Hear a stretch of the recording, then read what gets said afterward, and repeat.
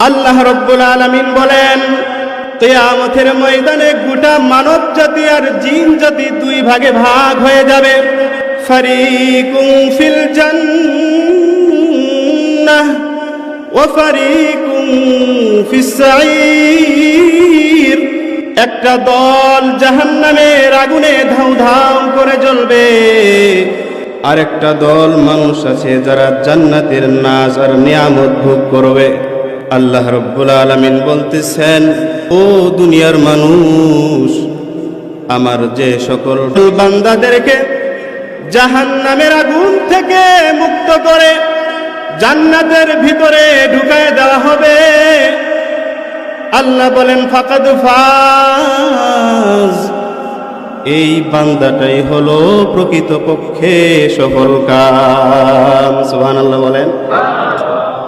তার মানে আমি যদি কিয়ামতের ময়দানে আমার ব্যাপারে যদি জান্নাতের ফয়সালা না হয়ে যায়, দুনিয়াতে আমি যত বড় কোটিপতি হয় না কেন, যত অর্থ করির মালিক আমি হয় না কেন, যত প্রভাব আর প্রতিপত্তি আমার থাকুক না কেন, আমি নিজেকে একজন সফল মানুষ হিসেবে গণ্য করতে পারি না।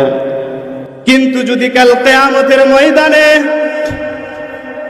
আপনার আমার ব্যাপারে যদি জান্নাতের ফয়সালা হয়ে যায়, হতে পারে আমার সমাজে কোনো দাম নাই, সমাজে যদি বিচার কার্য পরিচালনা হয় সেখানে আমার জন্য কোনো ধরনের চেয়ার বরাদ্দ থাকে না, কেউ আমার কথার দাম দেয় না। আমার ফ্যামিলির কোনো সদস্যের বিবাহের ব্যাপারে যদি কোনো প্রস্তাব দেয়, আমার প্রস্তাব কেউ গ্রহণ করে না।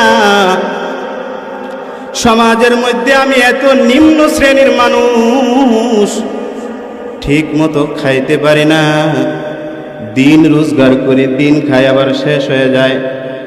অনেক সময় দেখা যায় সকালে খাই কিন্তু দুপুরে কি খাবো এই পেরেশানিতে আমার জীবনটা অতিবাহিত হয়ে যায়। দুপুরে যদি ঠিক মতো খাইতে পারি, রাত্রে বেলা কি খাবো তা নিয়ে চিন্তা করতে হয় আমার। অনেক সময় রাত্রে না খেয়ে ঘুমায় পড়ি। এভাবে অসহায়ের মধ্যে আমার জীবনটাও যদি অতিবাহিত হয়ে যায়, এরপরেও যদি কাল কিয়ামতের ময়দানে আমার মতো অসহায় মানুষের ব্যাপারে জান্নাতের ফয়সালা হয়ে যায়, মনে করবেন আমার মতো সফল মানুষ আর কেউ নাই।